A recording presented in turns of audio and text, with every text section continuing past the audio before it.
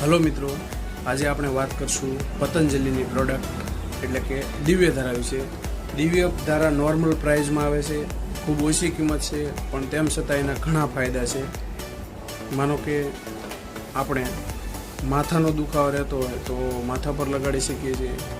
શરદી અથવા ઉધરસ હોય તો શરદી માટે નાકના ટેરવા પર લગાડો.